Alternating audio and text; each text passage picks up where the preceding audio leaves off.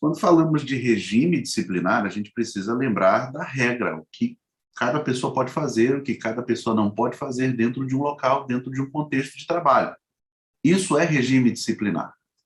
Vem, claro, da palavra disciplina, e, além de tudo, ela remonta àqueles velhos, eu diria,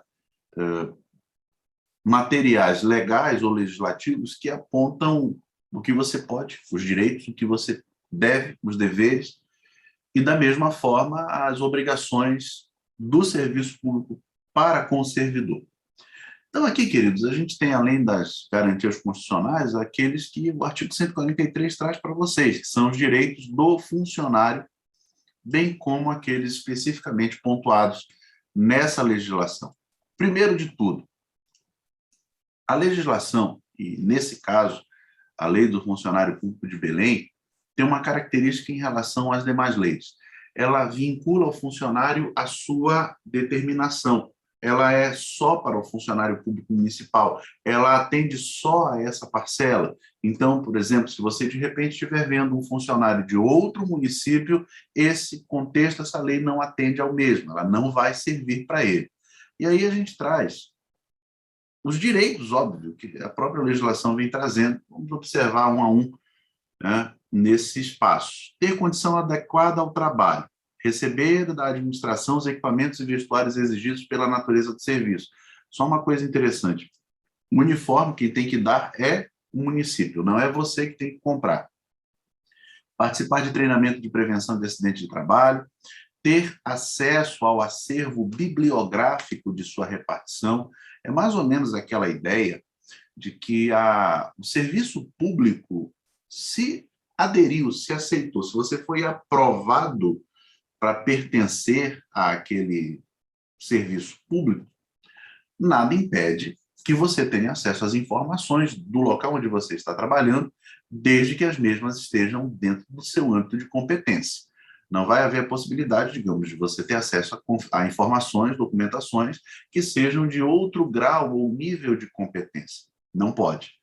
Inciso 5º, sugerir providências que visem o aperfeiçoamento do serviço. Claro que isso não deveria nem ter sido colocado como direito, né? É natural do servidor a proatividade, até mesmo por conta da sua condição de servidor público, lembrando o princípio da eficiência, artigo 37 da Constituição. Nada impede, claro, que você chegue lá com o seu superintendente e diga assim, doutor, o presidente, o chefão, o majestade, diabo que for, vamos trabalhar dessa forma, eu tenho uma ideia para a gente melhorar isso aqui, a gente pode otimizar o serviço. E aí, claro, tendo uma melhoria considerável ao seu serviço, né, você está no exercício pleno do seu direito de funcionário público, direito de servidor público. Representar contra ato manifestamente ilegal ou abuso de poder de seus superiores. Pessoal, é um negócio sério quando isso acontece. E aí, o pior de tudo é quando o servidor público vê um negócio sério, errado acontecendo, e se cala. Você pode ser conivente, inclusive, com isso. A ideia de representar contra esse ato ilegal significa assim, você viu a coisa, você já recorre às instâncias superiores. Vamos imaginar o exemplo, você é um funcionário, um técnico administrativo, você viu que o seu chefe cometeu crime de corrupção, você tem o direito de representar, você tem o direito de comunicar às autoridades superiores. Se eventualmente ele praticar assédio contra você, da mesma forma, além de seu crime, você tem toda a garantia legal de representação. O inciso 7º, custeio do tratamento de saúde quando a licença for concedida nos termos do artigo 93. Licença paga, né? Aquela licença remunerada, nós já estudamos isso. E aqui, os deveres. Manter assiduidade, ser pontual, usar de discrição. Gente, preste atenção numa coisa aqui. Existem dispositivos, eu chamo a atenção de vocês para isso, porque às vezes até é tema de constitucionalidade de processo, qualquer coisa. Existem dispositivos na lei que não alcançam a objetividade, ou seja, são extremamente subjetivos. O que seria ser discreto ou usar de discrição na forma de 144, inciso terceiro? É você manter o comportamento ético, é você manter o comportamento aceitável dentro do local, é não ser espalhafatoso, ou como dizia aquela novela O Clone, você não ser espetaculoso. O fato é, a descrição, embora sendo um elemento subjetivo para a compreensão do servidor público e até mesmo do gestor, ela fica, às vezes, até... ela dá uma margem de interpretação. Eu vou contar um caso para vocês interessante que aconteceu em um órgão que eu atendi um cliente. Havia um funcionário que muito espirituoso, chegava, cumprimentava as pessoas, abraçava, aquela coisa toda, todo mundo gostava dele. O único problema dele, falava muito alto. E aí as pessoas começaram a se incomodar com isso. Quando ele estava conversando, ele falava muito alto, falava às vezes quase que gritando. O tom de voz dele era como se fosse, sei lá, gritando aí para uma torcida. Não sei por que cada pessoa tem um jeito, e às vezes a gente acaba encontrando pessoas que falam alto. Eu não gosto de gente que fala alto, eu quero que vá para o inferno. Mas aí chegaram com ele e disseram, olha, você tem um problema que precisa ser resolvido. Você fala muito alto. E quando você fala alto, você acaba incomodando os colegas, atrapalha. Tem aí um desconforto por conta desse seu modo. Não é um comportamento, às vezes não é maldade da sua parte, mas incomoda por conta de diversos fatores. E aí tudo bem, foi cuidar disso, né? Foi se policiar quanto a isso. Aí eu pergunto a vocês, isso entra no rol da discrição, ser discreto? Via de regra, não entraria. Agora, um caso bem prático que entraria seria a pessoa tratar de assuntos internos, contar segredos, ficar fofocando, virar aquela velha conversa para lá e para cá, né? Tem gente que até cria do servidor público aquele estereótipo do sujeito sentado em uma mesa, cheio de papéis, um monte de papel, um olhando para a cara do outro, e ele vendendo Avon, Rinodê, vendendo esses produtos de catálogo, ou então, sei lá, né, por ali defendendo seu político de estimação. Às vezes se tem essa imagem do funcionário público, né? Eu, particularmente, cresci vendo o funcionário público como aquele indivíduo que está atendendo a população e que se dedica àquilo, claro, guardando as suas características peculiares. E o mais engraçado é que, no que tange a funcionário público e funcionário privado, a minha perspectiva era de que o funcionário público é aquele sujeito todo esculhambado, né? Ia do jeito, se vestia do jeito que queria, sei lá, convivia de uma forma muito menos rigorosa e disciplinada ao que o funcionário particular, privado, já era aquela coisa extremamente rigorosa no que tange à disciplina e ao cuidado. E aí a gente vai ver que não, que necessariamente não. Hoje em dia as coisas mudaram muito. Você vê funcionários públicos cada vez mais engajados, funcionários cada vez mais técnicos. Você encontra dentro do contexto de folhas de pagamento de funcionários públicos, aquele indivíduo que de fato está ali porque gosta do papel, exerce com excelência e com categoria todo aquele seu trabalho, todo o seu desempenho. Tá? Repito, é uma questão extremamente subjetiva, o inciso terceiro que ele traz para a gente aqui. A descrição, a ideia que ele traz aqui é você guardar segredo, é você ser discreto, é você ter bom senso da coisa. Você não vai chegar no bar, acabou de sair do trabalho, você vai falar mal da empresa, você vai falar mal do seu chefe, você vai colocar segredos da empresa. Isso daí, de certa forma, é até indiscreto, né? As pessoas acabam ficando incomodadas. Tratar com urbanidade. Tratar com urbanidade é tratar com educação. Gente, funcionário público sofre porque todo mundo acaba pensando que ele é um indivíduo mal educado, mal-humorado, que não conversa com ninguém, que não dá bom dia. Você chega com ele, ele está todo o tempo com aquela cara de bunda. Enfim, não é isso. Na verdade, às vezes a gente até precisa ter uma compreensão de que ele não está lá para ficar sorrindo para todo mundo.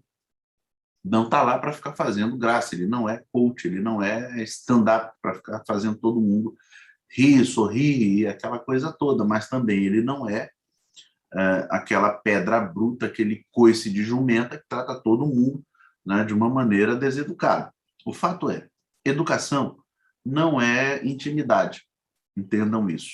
A educação é você tratar com urbanidade, com gentileza, com boa vontade. Por exemplo, já tive casos em que eu cheguei em uma repartição pública qualquer, né, o atendente, bom dia, onde é que fica o departamento tal? Eu preciso resolver tal coisa. Ele disse, olha, na porta esquerda, você pode ir lá resolver. Pronto, não precisou me abraçar, nem dizer que a minha barba é bonita, nem falar bem ou mal. Não, é isso que o funcionário público tem que fazer, considerando que ele é pago para isso, ele é pago para atender a população. Só que, veja, a gente tem ficado cada vez mais exigente. Percebam isso.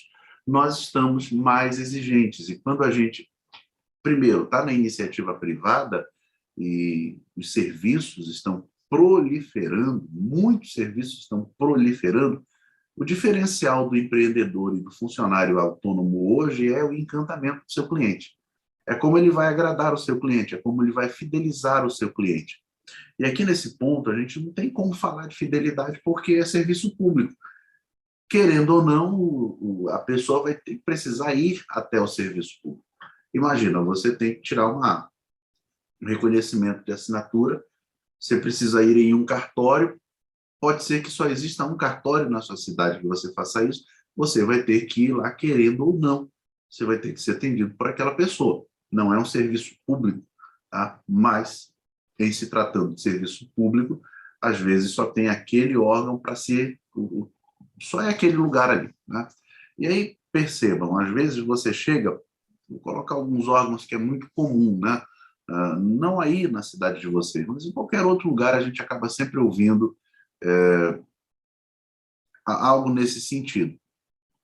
Você às vezes é maltratado nas UPAs, nos postos de saúde, você é maltratado às vezes na agência previdenciária, banco, eu não sei mais assim, é geral, né? Mas aí você consegue filtrar os locais onde acontecem as maiores, onde é mais frequente isso. E aí, claro, você vai pensar, é um dever do funcionário trabalhar com atenção e me tratar com urbanidade.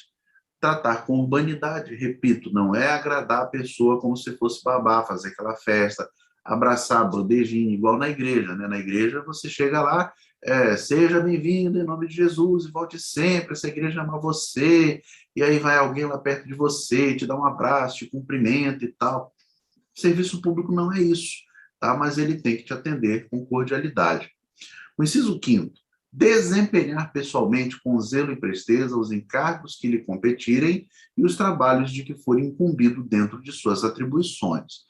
Gente, primeiro, nós precisamos considerar que no inciso quinto ele trabalha duas frentes ou dois aspectos bem interessantes. O primeiro desses aspectos é a figura do desempenho. Você é avaliado pelo desempenho. O servidor público é avaliado durante os 3 anos de estágio probatório por aquilo que ele faz, quanto ele faz e como ele entrega. Isso é o desempenho. De repente, o seu superintendente está olhando a sua, já vimos, assiduidade, a sua pontualidade, mas ele vê as entregas. Por exemplo, você pediu, olha, eu quero um relatório, eu quero esses dados, eu quero isso e aquilo, tudo você vai lá e ponto. Entreguei o serviço bacana, foi um trabalho show. Isso daí é um desempenho com zelo e presteza. E aí o zelo vai muito além do cuidado com os objetos materiais, né? Sabe um negócio, eu acho interessante até, que tem vida própria no serviço público, tanto no serviço público quanto no particular, onde se trabalha com escritório.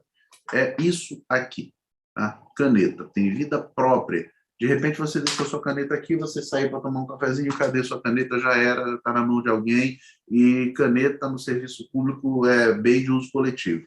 Aqui, pessoal, é o cuidado com os objetos materiais, é o zelo com a higiene do local, né, com a condição de trabalho.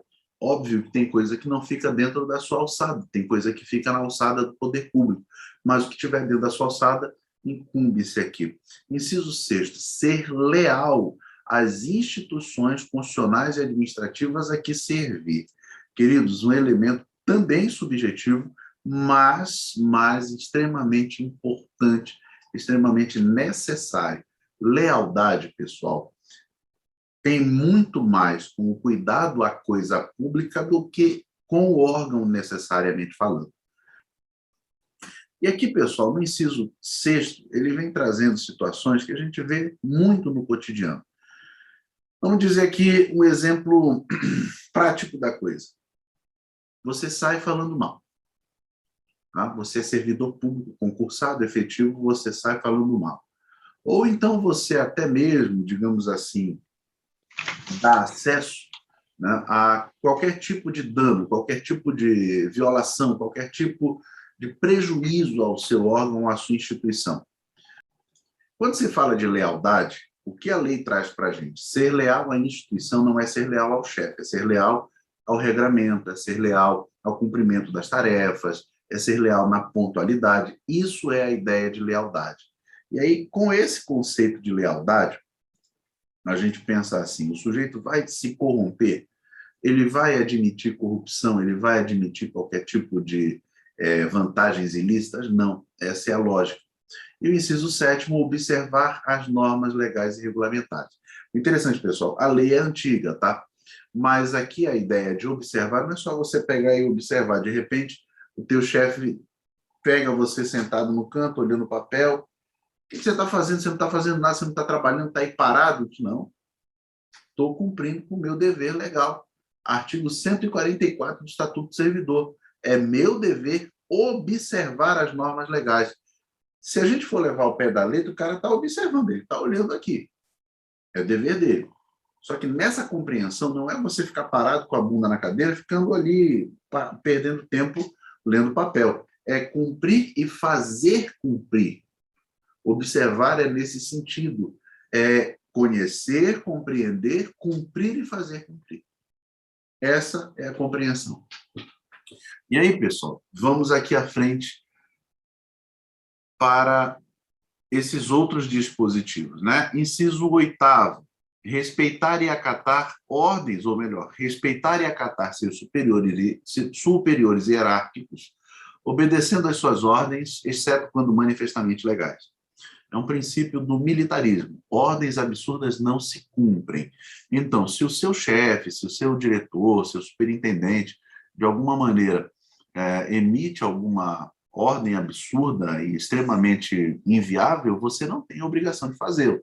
Imagina aí, eu sou o seu diretor, sou o seu gerente, e aí eu digo, Ritalina, você vai ali e compra, sei lá, uma garrafa de coca de 2 litros, né, para a gente tomar aqui. A ordem que eu dei a ela, né, o comando que eu dei a ela, é ilegal? É crime você comprar um refrigerante? Não, não é. Não existe crime nisso. Agora, se eu digo, vai ali na boca de fumo e compra 1 quilo de maconha, eu estou envolvendo ela, além de uma conduta penal, em uma ordem manifestamente ilegal.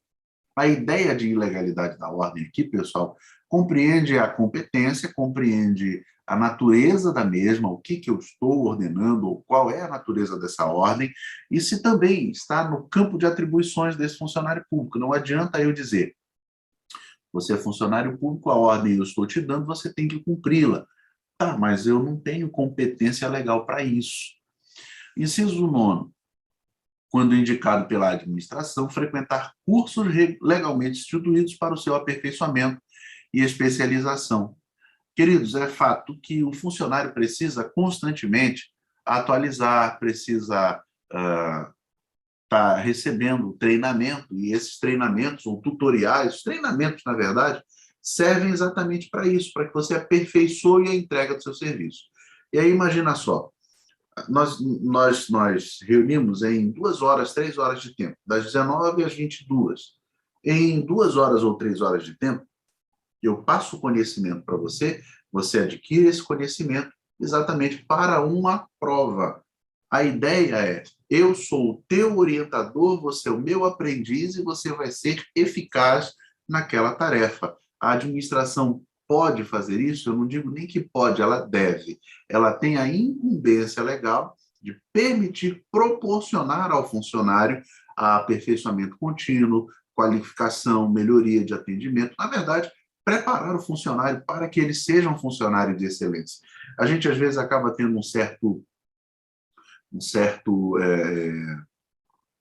eu não diria nem, não é nem uma visão retrógrada ou talvez anti-estratégica, mas muitos serviços públicos, né, terceirizam, não é errado fazê-lo, mas muitos serviços públicos terceirizam porque talvez aquela mão de obra efetiva não esteja especificamente qualificada com uma obra terceirizada.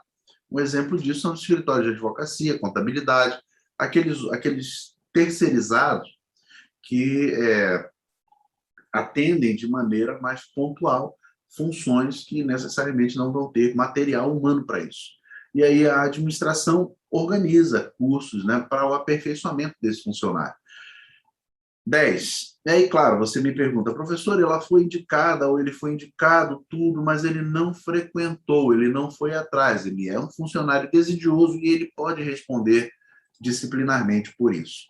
O 10, providenciar para que esteja sempre em dia, no assentamento individual, a sua declaração de família. Gente, assim, eu tenho uma esposa e tenho um filho. Sou funcionário público do município de Belém. De repente, no final desse mês, a minha esposa se descobre grávida, e aí, daqui 9 meses, nós teremos um outro filho. O que eu tenho que fazer? Nascendo o segundo filho, eu preciso ir lá e atualizar a minha ficha de família, a declaração de família. É nesse sentido. Inciso 11, manter espírito de cooperação e solidariedade, né? Manter espírito de cooperação e solidariedade para com os companheiros de trabalho. O que seria isso, né? Quando eu tenho um trabalho em equipe, a ideia é que o trabalho seja desenvolvido de comum, seja desenvolvido de forma igual. Beleza. Agora, veja, é chato quando você trabalha com alguém que quer ser mais, ou que não faz, ou que briga, ou que se desarmoniza, ou que não entende, ou então que não integra. É complicado você trabalhar de forma assim. Tá? É complicado você trabalhar dessa maneira. Tá? E aí, nesse caso, é uma ordem, determinação legal que se faça, que se atenda, que se cumpra dessa maneira. Zelar pela economia e conservação do material que lhe foi confiado, falamos isso a respeito também de lealdade, de cuidado. Apresentar seu serviço convenientemente trajado ou uniformizado, quando for o caso. Tem órgãos que ainda não exigem que você tenha um uniforme, né? Você pode ir vestido a caráter, do jeito que você achar que... Assim, você pode ser vestido como pode, vai como pode. O fato é que, às vezes, isso daí já deu até pano para manga em discussão em muitos lugares, órgão público, tudo. O homem, muitas vezes, vai com um tipo de roupa que não é adequado, ou a mulher vai com um tipo de roupa que não é adequado. Não é o fato da roupa ser usada que vai caracterizar a pessoa ou a personalidade dela, mas é o local e o espaço e o momento que não é conveniente. Imagina você é homem, você é diretor de uma repartição, imagina, você é diretor, ou é o secretário, ou é o fiscal, ou é alguém que trabalha diretamente com o público, você está no seu local de trabalho. Aí você chega no seu local de trabalho, bermuda, chinela havaiana, camiseta regata, né, um bonezinho e, né, uma pochete na cintura. Aquela camiseta regata ainda feita de crochê. Pensa na cena mais tosca da vida. Aquilo é roupa para você ficar em casa. Aquilo é roupa para você beber no boteco no sábado. Não é roupa para você ir ao trabalho. Ah, eu tenho que ir de paletó e gravata. Não, se precisar, você vai. Mas se eventualmente for uma camisa de manga comprida, manga curta, uma calça, né? A ideia é o local e a conveniência. Não é oportuno e não é conveniente que a pessoa se vista de determinada forma em certos lugares. Submeter-se à inspeção médica periódica perante a junta médica oficial do município, quando for determinada pela administração, usar os equipamentos e vestuários fornecidos pela administração de acordo com a natureza do trabalho. Pessoal, são esses dois exemplos aqui, embora eles sejam semelhantes, mas eles têm uma ideia diferente, o inciso 12 e o inciso 15, tá? Aqui nós estamos falando de vestuário padrão para o serviço. Até a ideia de um EPI. Se ele precisa usar um macacão ou então algum tipo de vestuário para o serviço especificamente falando, ele é obrigado a usá-lo. Já nesse último caso, ou melhor, no inciso 13, primeiro caso, o uniforme ou a uniformização depende tão somente da conveniência do espaço. Né? Tem órgão que uniformiza. O uniforme da escola, os professores daquela escola têm que trabalhar com aquele uniforme, os funcionários têm que trabalhar com aquela roupa. Isso vai muito da determinação do local. Tá? Bom, usar os equipamentos, falamos já, né? Atender preferencialmente a linha A, requisições destinadas à defesa da Fazenda Pública Municipal. As requisições, pessoal, são geralmente aquelas orientações ou pedidos que tratam do cuidado com o fisco. Pode ser, por exemplo, uma diligência, uma investigação que vá descobrir aí, ou então pretenda vedar algum tipo de prejuízo material ou financeiro, qualquer coisa assim. Pedidos de certidões para fins de direito. Pedidos de informações do Poder Legislativo, diligências solicitadas por comissão de inquérito e deprecados judiciais. O que é um deprecado judicial? É uma ordem judicial que veio de um outro juiz, de um outro município. Por exemplo, o funcionário público de Belém acaba se envolvendo numa situação jurídica lá em Ananindeua, lá em Castanhal, e de repente o juízo de Castanhal manda para Belém uma carta de comunicação, intimação, por via de carta precatória. Carta precatória é o nome que se dá para isso, os deprecados judiciais. Parágrafo único, pessoal, vem trazendo um negócio bem interessante, olha só. Será considerado como coautor o superior hierárquico que, recebendo denúncia ou representação a respeito de irregularidade no serviço ou falta cometida por seu subordinado, por funcionário seu subordinado, deixar de tomar as providências necessárias para a sua apuração. Muito bem, queridos, olha aí. Nós temos uma ideia de conivência. Tem um crime que é o crime de... eu falei naquele outro dia, acabei esquecendo de novo, que a pessoa age com uma certa benevolência, ele acaba sendo conivente com o que o seu funcionário fez e ele não pune o funcionário por isso. Então, o mais interessante a gente entender e compreender que, sendo um funcionário subalterno, ou melhor, o funcionário superior, tomando conhecimento, sendo regularmente comunicado da falha do seu funcionário subalterno e ele não toma as providências necessárias, a gente tem ali, por exemplo, uma prevaricação ou então até mesmo um outro crime qualquer que seja, ele também será punido de igual forma. Você vai me perguntar, professor, acontece muito? Acontece, infelizmente, mas a tendência é que isso não aconteça.